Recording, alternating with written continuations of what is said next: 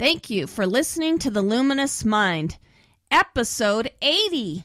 Younger kids speak this other language that we, for some reason, we lose as we age, where you can be with another kid who doesn't speak the same language as you, but you still can totally communicate.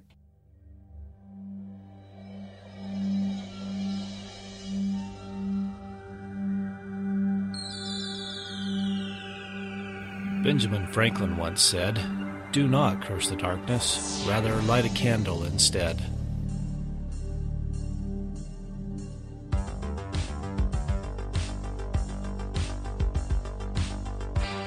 If you're ready to set your mind on fire, then prepare yourself for the Luminous Mind with your host, Rebecca Bowman.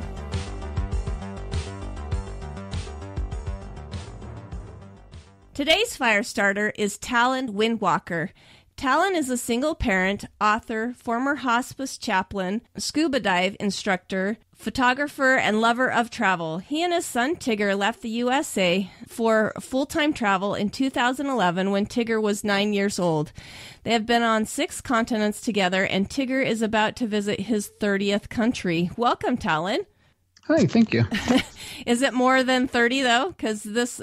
Yep, next week it'll be 32. That's what I thought, because I know this is a couple months old, my bio that I had, so I figured it was a little more than that. Do you want to begin by telling our audience a little bit more about yourself?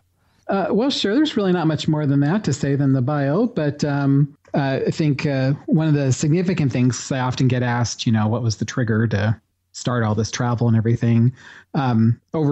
Since I was a teenager, which was a long time ago, I've been working in healthcare, and most of that time was in trauma, in critical care, and in hospice. And a common theme that I hear from people, their last stages, was one of regret. I wish I had done this. I had the opportunity to do that, and I didn't take it, and I regret that now. And so just over all these years of hearing that, I decided that was not going to be me. I think it's such a waste of time if you have time at the end of your life to be looking back and seeing all the things you wish you had done differently. That's not what I want to do. I'd rather be sitting with my family, reminiscing about all the things that we did do. So I decided that my family motto and personal motto was going to be to live without regrets. And so that guides all of our decision making. Anytime there's a question about do we go somewhere or do something, the first question we ask is, will we regret it if we don't? If the answer is yes, then we do it. If the answer is no, well then okay, we can work it out. But that's kind of a big motivator for us, is just, constantly saying, well, I regret this because I don't want that. There's things I may miss out on, but our life has been so rich and we've had so many shared memories together that I can honestly say if I were to end up dying today, I would be okay with that. And obviously not my first choice, but I feel like we've done a lot and we've shared a lot of memories, and I feel like I've left my son with a pretty incredible legacy, and we definitely have had a good life together. So to me, that's the most important thing. Exactly. Those experiences just never go away. You can give your kids things, but to really give those experiences, those are treasured forever.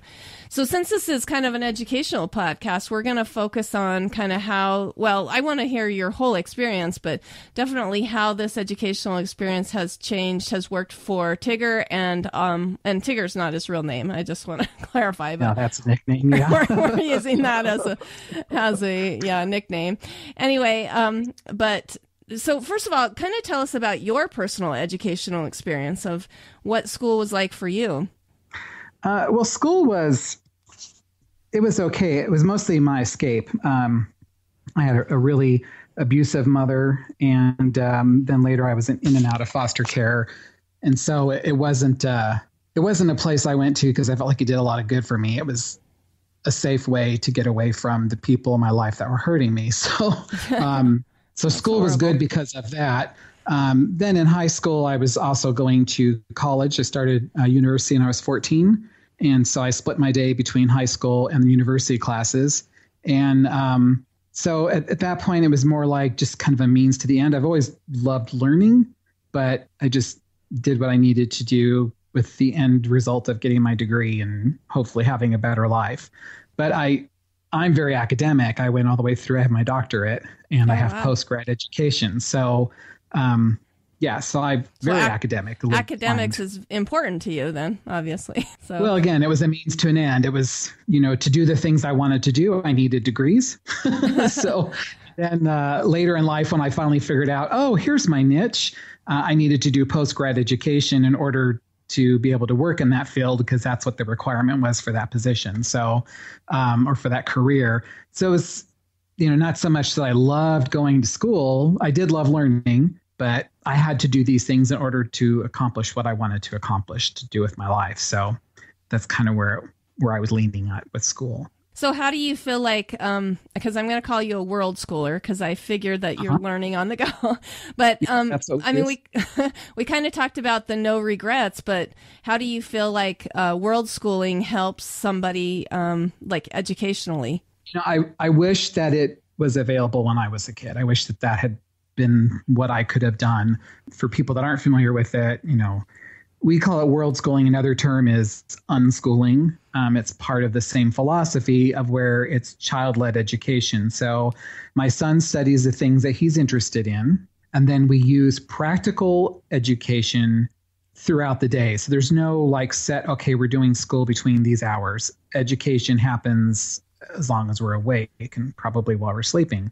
When we go to the grocery store, we're working on math because we have to do comparisons, for value. We have to do currency exchange because we're in a different country. So I get, my bank is in dollars. So everywhere we are, we have to convert in our heads when we're buying stuff to make sure we're, especially when you're in a country like here, where in Serbia, where the numbers are quite large. So I can buy the chicken we bought today was 750 dinars. Well, that's, almost $7. So it's just, you see these really large numbers. And at first you have oh my gosh, that sounds like so much.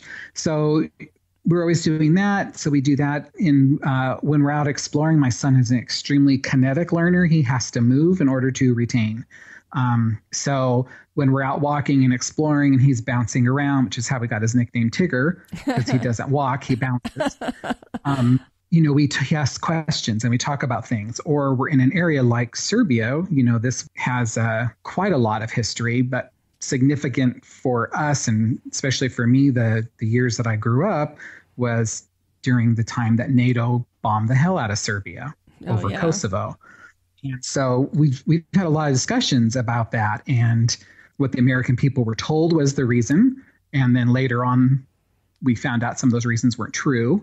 And there's conjecture and suspicion as to what the real reasons were, but who knows? So we discuss all of that. I discuss, okay, here's what I was told growing up. Here's what the history books say. Here's what other people say. And here's what, I make an effort to find out what's the local history. What's their version of this? Because that's extremely important. And what is our relationship? What is America's relationship to Serbia? Because we did bomb the hell out of them. How has that changed or has it not? And those kind of things. So, when we talk about Mayan culture, we did it by standing in the ruins rather than reading it from a book. Oh, awesome. So, so it's to me, that's probably the most poignant part of it is not only can I accommodate completely his learning style, but rather than reading about something in a book, we experience it. So, for a long time, he had history or questions about electricity. Well, Nikola Tesla is from Belgrade, and there's a Nikola Tesla museum here. So we can go actually see some of his machines. That sticks in your mind much more than reading it from a book with a little black and white picture. I would imagine the traveling actually spawns extra, learning and a desire to learn more, because after you see it, sometimes... Absolutely. If you look at your day, if you truly look at it, there are so many education opportunities. When you're cooking breakfast, physics is happening. One time we were in Ecuador and we were walking to the ATM and he had a question about money. And it led to this really great discussion about macroeconomics, history, sociology, estate planning. I mean, it covered all of these huge amounts of areas in a very practical way. And, he's learning about macroeconomics at age 10. When we were doing scuba diving, he had an introduction to physics because that's part of the scuba course that you have to do when you get certified. So he had an introduction to physics at age 10 because of scuba diving. And he learned an incredible amount about nature and geology and ecology and things like that simply just through diving and snorkeling, because he was witnessing all these different things. And we were on an island, and that's affected by weather, and under the water, things affect what happens on land. And so, yeah, it's such a richer experience to actually be in that moment rather than, okay, it's 10:45. This means we're going to work on such and such. Yeah. Well, and I love how he's asking the questions, he's the one kind of driving that, because that's just amazing. Do you find this type of learning, this is kind of a question that's off my list, but do you find it like a struggle for you to try to keep up with, you say there's, like you said, there's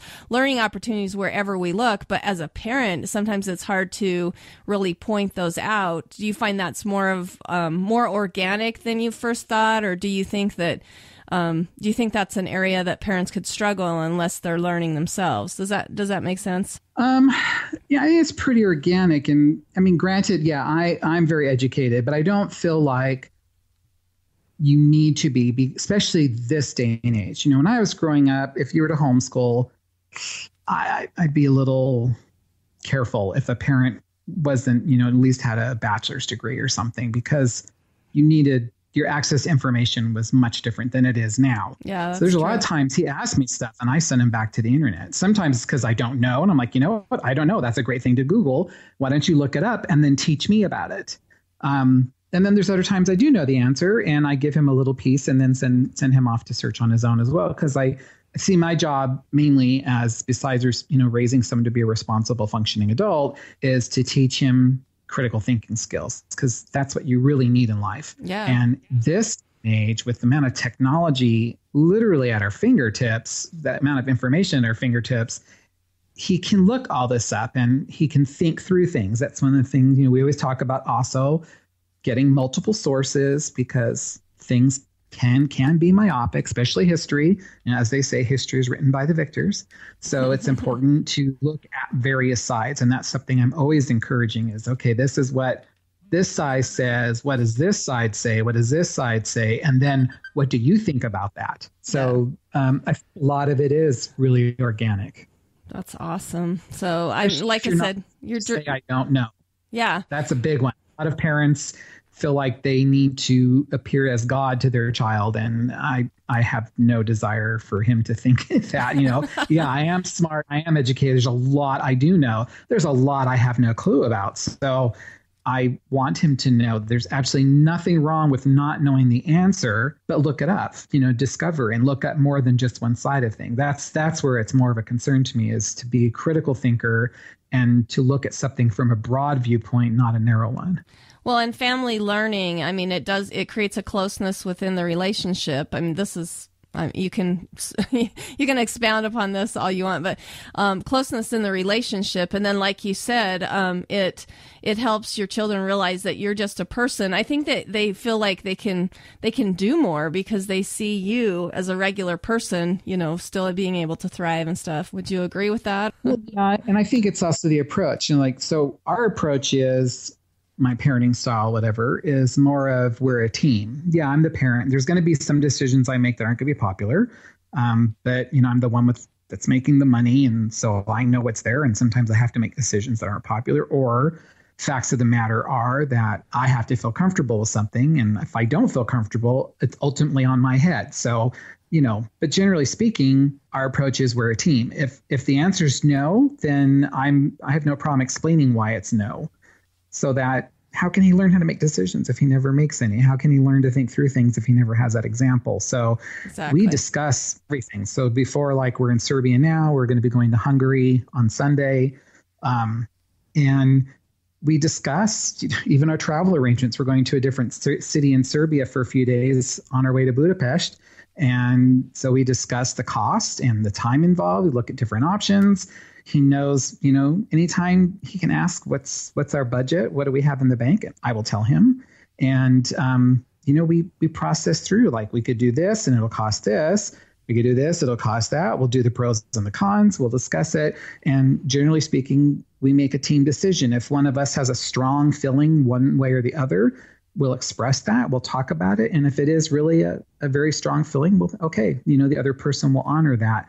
We always work on compromise and working around each other. If he's not feeling like going out today, then I'll either go out myself or we'll have a lazy day. Or if we've been going to, 5 cathedrals because we're in Europe and he's sick of it, okay, there's one that unless I'm really strongly wanting to go to, we won't go. We'll do something else. Or maybe today we go to the castle and the cathedral and tomorrow we do what he wants. It's a team approach. And I think that's another big, huge thing of that is because we, do all this together, he's learning really invaluable skills. Yeah. Most of us didn't learn budgeting growing up. We just kind of, parents for a money tree to some extent. And then all of a sudden you're an adult and now you're responsible. And how does that work? Yeah, so, a lot of young people get in trouble because they've never had those experiences. Never had the chance. Yeah. So, this way he's learning about budgeting and looking at different options and asking questions and looking at money rather than dollar signs of experience. So, okay, this may be $30 or $60. So let's say this is $60 and that'd be really fun to do. At $60 is 2 days worth of budget. So we could either spend $60 on this or that can cover 2 days of our lodging. Is it still worth that? And sometimes the answer is yes. Like we went scuba diving with sharks in Honduras, worth every penny. But there's other things that were like, well, it'd be fun, but that's kind of a lot of money. We could really do some other things with that. Let's not. So I think these are all, elements of the same puzzle that come together. And it really is a very different parenting experience. Yeah. Like he's a teenager now and I've raised other kids and I've never had a problem with teenagers except for one, but she was a teenager when I got her. So that one's exempt. The ones that I've taken through preteen into teenagers, I've rarely had any issues with. And I believe a lot as because of the way that, we are as a family. We're a team rather than, he's property, which is how I see a lot of parents with their kids. And we definitely we definitely have an authoritarian type attitude when it comes to parenting that I think hinders a lot of people, makes it difficult to have good family relationships. So once again, another question off the cuff, but how do you, speaking of money and all that, how are you financing this? I mean, everybody wants to live the dream, but teach us how to do it. Well, there are so many ways, and it sounds so cliche to say this, but it's really true. You're only inhibited by your lack of imagination. There's really a lot of ways, especially, again, with technology. There's so many ways to be able to earn money online or to be location independent or to work where you're at. So when we first started, I did a combination of medical transcription and travel writing. And so I freelanced for a website and I wrote for them and did photography and I got paid for what I wrote and photographed. And then I did transcription as well. In Honduras, I got my scuba teaching certification. I worked as an scuba instructor. So that was our main source of income. And then after a while, our blog got, big enough where it was being recognized. And so I was able to start selling advertising. And for the last, I'd say, 2 years at least, the blog became my main source of income. I stopped doing transcription. I wasn't scuba instructing anymore because I don't live near water. And so it mostly was selling advertising on the blog and occasionally doing some content marketing or something like that where I write for, freelance writing or editing. And then Google came out and changed how they do stuff, and it scared a lot of advertisers. And so most of us bloggers saw a huge loss of income because now companies were afraid to advertise the way they have been. So it became where every month I was getting so close to zero before a sale would happen or a payment would come in that it was too stressful. And so I once again went back into transcription. So currently I work about 16 hours a week doing medical transcription, and then supplement the income through advertising on the blog and then doing some content marketing. Well, I think it's awesome that, as a father, you're home with you're able to live that dream. You're actually doing the parenting, but then you're providing too. Awesome. So that was a huge reason for doing this because I was a single parent when I adopted. yeah. And I didn't want my son to be raised basically by school and daycare. I wanted to raise him. And, I'd pick him up after my job was, hospice. So I was surrounded by death every day. So I worked an emotional job and then came home to a very energetic child who hadn't seen me all day. And so we'd have a few hours during the week before it was time for bed and then on weekends. And it just wasn't what I wanted. I didn't adopt someone to have someone else raise them. So I wanted to have more time with him. And now we literally have 24 hours a day where we're together and we have an immense amount of quality time. And I just would not replace that for anything. Yeah. Yeah. I had one guest that talked about there really isn't any such thing. We, in America, we try to say, we'll have quality time with our kids, but really it is quantity that helps us work through those issues with our families. So, we kind of talked about your personal educational experience and how you've evolved. Can you tell us how your paradigm and your educational philosophy has changed over time and with this experience? Well, the first thing I had to deal with was how was I going to school this child? Because I knew that we would be moving around frequently. So putting him in school was not really a reasonable option. In addition, he has some special needs. And so if we're in a country, if I take him to an international school so that he can learn in English, they may or may not be able to accommodate some of those special needs, which means they can reject him as well. So I decided that homeschool is really going to be the only way I could do this. So at first I was going to be very disciplined. We were going to have a calendar and a curriculum. And, we were going to have slots for this and slots, pretty much like you would at school. And it would just be fewer hours of the day and more physical activity because he needs a lot more physical activity than what a school traditionally provides. And I was, totally fine with that. He was thrilled. He's wanted to homeschool me since I adopted him. So I thought, okay, this will work. And then when he's working on stuff or afterwards, I can do my job and we'll still have plenty of time together. So that was kind of how I started. And then the more I researched and saw some other families that were doing similar travels or living as expats, I ran into this idea of unschooling or world schooling. And the more I read about it, I thought, man, this is what I would have loved, child-directed education, where I'd be free to study the things that I really love and that interest me, and I could use practical education rather than learning a bunch of things that I will never use again in my life. I've yet to have to prove Theorem 151 in geometry. So, that really interested me, but I was scared because I also don't want to, cripple my child's future because we did this and he didn't learn enough or whatever. So it was really hard. And being an academic, that's really the whole child-directed education is pretty out of the box for someone who has, gone through post-grad. So that was a challenge. And I decided we would give it a few months and then reevaluate. And it was hard to just kind of let him do his thing. And then one day, I was kind of pondering. We'd been doing this for a couple of months, and I still wasn't so sure that this was really a good idea. And one day we were out hiking or something, and we came up to a sign that had some section in English, and reading's always been a challenge for him. And he walked up and just read this whole sign fluently with some words I was convinced he didn't know or could pronounce. And he did it just like it was nothing. And I thought, okay, maybe there's something to it.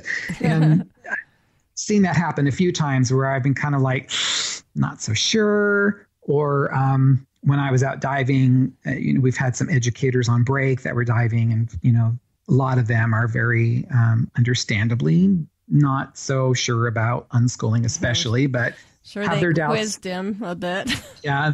Have their doubts about homeschooling in general sometimes. And he happened to join us on the boat one day, and he proceeded totally without anyone prompting to instruct her on the local ecology and the marine life and some of the behaviors of the marine life and explain why certain things happen. And I just kind of sat there and listened to him like, whoa, he's really learning. He's paying attention and he's learning this stuff. And she looked at me and she goes, well, obviously no learning's happening here, and as a, it was being joking, totally, huh? Yeah, totally sarcastic. And that was like one of the biggest few moments for me when I thought, okay, I'm not damaging this child. So that was like I said, sliding into that was really, that was a rough transition for me. He took to it like it was nothing, but it was the rougher transition for me. And now I still stress to him, you need to be working on some basics like spelling. You do need to do basic math. You still need to kind of, I don't care if you're playing a game doing that, however you want to do it, but you do need to do that in addition to the documentaries and things like that you're working on. Yeah. Yeah, I think that is the struggle. It really comes from the parents. We've been programmed, whether we recognize that or not. I mean, it does take a while to get rid of that programming and trying to change that paradigm. So, a lot of people tie their children's social activities to a school. I mean, what do you think about that? Do you feel like he's lacking in socialization? And what do you think it means to be socialized? Yeah, every time I hear that, that's such a common one that every homeschooling parent has heard at least 5,000 times. What do you do about socialization? As if school is the only place socialization happens. We socialize all the time. We don't live in a bubble. Yeah. So, he's out doing activities.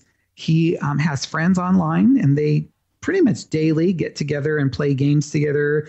They do it while they're chatting. So they're having the same conversations they would have if they were in the same room. And some of the conversations are absolutely amazing. They really get into some deep topics. Maybe he can have friends that actually have the same interests of him instead of just being thrown together. He has a very diverse range of friends. And it's very interesting. A lot of the times when they talk about things, like they'll get into religious discussions that are very fascinating to me. And not everyone in the discussion agrees. But they have this really great conversation about it, and they give each other space to have their beliefs. It's really wonderful. But we have parks, and so we go to the park. And when he was younger kids speak this other language that we for some reason we lose as we age, where you can be with another kid who doesn't speak the same language as you, but you still can totally communicate. Mm-hmm. So as little kids, there is no language barrier. They play, they work it out, they figure it out. Teenagers, the language barrier starts to form a little bit more. So his activities with others aren't as much, but there's other traveling families. And then anytime we're in a location that we know we're going to be for, more than a few days, like we were here for 3 weeks in Belgrade. So I connect with other families and try to find English speaking teenagers, which usually is not tough because most countries make their kids learn English.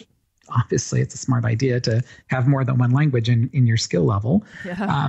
So it's fairly easy to find teenagers that speak English for him. And, we've connected with a couple here in Belgrade. And as we travel, we meet other travel families. And so he makes friends with them. And then because of technology, they stay in touch. So we go to a lot of dinners with other people and we go to activities and there's lots of interaction. So I just always find that really amusing. And one of my other friends who homeschools, she has 2 boys and she's a single parent. And we've talked about that whole socialization malarkey. And she's like, no one teaches children to socialize. It's not something you teach. Children go out and do it. Acting with other people. It's not like, okay, kids, today we're going to learn how to socialize. They just do. And yeah, you might teach them some extra things that are helpful in relationships. Like, it's not okay to hit someone. Okay. That's a basic. But in terms of socialization, it just cracks me up because we meet people everywhere we go, whether on the train or buses, sitting at the park, in a restaurant. Just the fact that we speak English sometimes gets us interactions that we weren't expecting because other people want to practice or they're curious where we're from. And so we have all these great connections that way. And when you have a lot of friends that are travelers, you meet up. We had one friend that we met in Italy, and then a month later we met him here in Belgrade. So, you have those little experiences as well. So He really doesn't suffer for socialization at all. Yeah. And, one of my guests put it as we segregate children. We have segregated them into an area where they don't have an expansive view of being able to talk to a wide variety of people. And so really the fact that we do that I feel like it's more harmful than like what you're doing where you're out and about. I mean, you're all over the world. So awesome. Well, that's the thing. Like you said, in school, they tend to have their cliques, and you connect with people that way. And then you develop, you have to deal with peer pressure where, these friends don't think you should be with those friends. And we don't have that. We were with people that we like. And if we don't enjoy them, they're too negative, they're whatever, well, then we just don't get back together with them. Yeah. So we have friends from all walks of life with all kinds of experiences. And, that's what he's learned to evaluate people is based on a feeling that he gets from them and his experience interacting with them rather than gender, social class, religion, wearing the right jeans or clothing. Yeah, none of that. That doesn't even factor in for him. He's more about, were you a fun person to be around? Or, wow, that person was really negative. I don't think I want to be around them. Okay. That's what he's learned to base his interactions on rather than all this really superficial nonsense that they get from quote unquote socializing in school. Yeah, that does stick with you forever. I mean, totally. You end up doing that all your whole life. So what would you say some of the biggest obstacles that you have faced are, and what have you learned from those obstacles?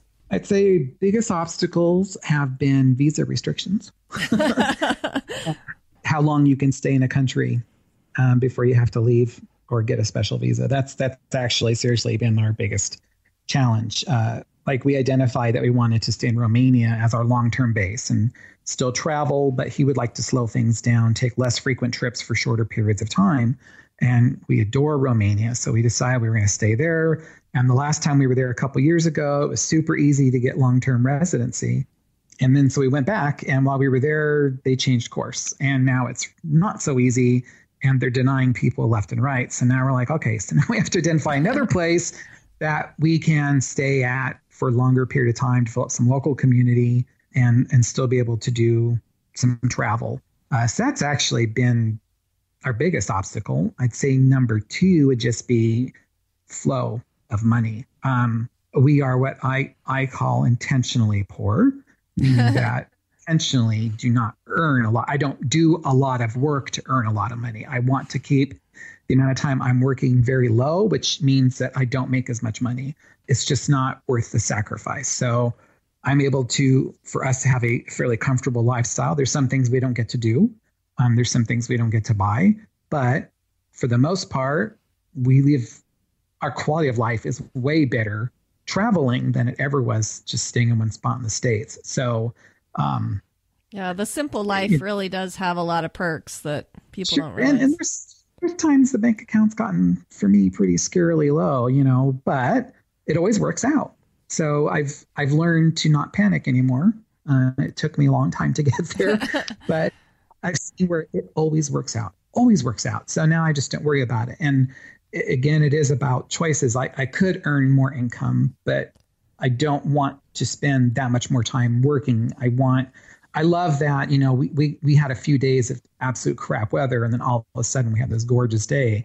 And so as soon as he got up, I'm like, let's get out of here. And so we did, and we just enjoyed ourselves. So I couldn't do that if I've got a bunch of deadlines. So while it would be nice to have the extra money and it'd be nice to be able to do a little bit more luxury kind of travel, it's not worth the sacrifice of taking time away from him or for myself. I mean, that was one of those pieces of leaving the States and doing this kind of a lifestyle, was to get more living into my life. Yeah. And I'm just not going to give that up. So sure, I'd love the extra money, but we're okay now. And so we stay at this level. I don't think we realize too, especially in America, how much we're living just to work. We're not really living for the experiences. We're just there to work for somebody.